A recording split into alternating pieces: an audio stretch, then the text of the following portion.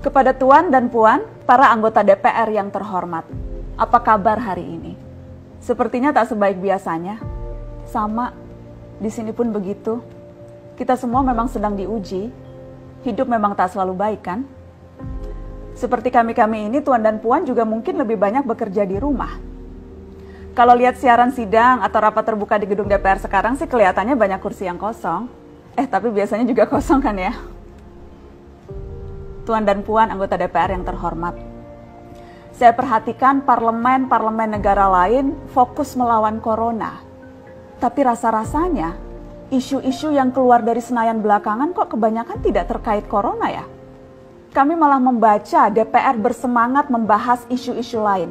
Contohnya, rancangan undang-undang cipta kerja yang banyak ditolak karena dinilai mementingkan kepentingan investor di atas kebutuhan pekerja.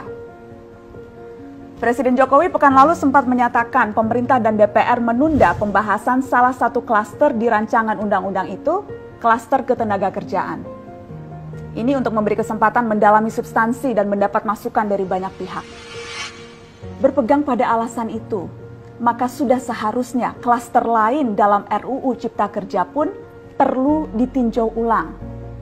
Karena yang lain juga bukan tanpa masalah, terutama dari perspektif lingkungan dan keadilan gender. Tidak cukup hanya menunda pembahasan satu klaster saja. Ada juga RUU lain yang masih nekat mau dibahas. Ada RUU KUHP yang tahun lalu diserbu unjuk rasa. Lalu RUU pemasyarakatan. Ada koruptor yang sudah ngebet pengen bebas kah? Apa kabar Pak Yasona? Terus terang saja, membahas undang-undang yang menyangkut hajat hidup orang banyak di masa seperti sekarang ini terlalu mengundang curiga. Gara-gara pandemi yang pada jatuh cinta saja berani menunda nikah loh. Ini kok DPR buru-buru banget kayak lagi kejar setoran? Tidak ada undang-undang yang tidak penting, semua penting. Justru karena undang-undang itu penting, aneh jika pembahasannya diseriusi di waktu seperti sekarang. Saat dimana perhatian dan konsentrasi kita sedang terkuras bertahan hidup di tengah wabah. Produk hukumnya pun berpotensi cacat bila tidak memenuhi ketentuan, dan rasanya belum ada aturan pembahasan RUU secara virtual. Jika ngotot menuntaskan Omnibus Law, atau RUU KUHP, atau RUU pemasyarakatan, jangan salahkan jika ada yang menilai DPR tidak menjadikan perang melawan corona sebagai prioritas. Saya percaya setiap tindakan dan keputusan di masa krisis mencerminkan skala prioritas. Atau memang inikah prioritas wakil-wakil rakyat kami saat ini? Bikin ribut juga jelas tak seharusnya jadi prioritas.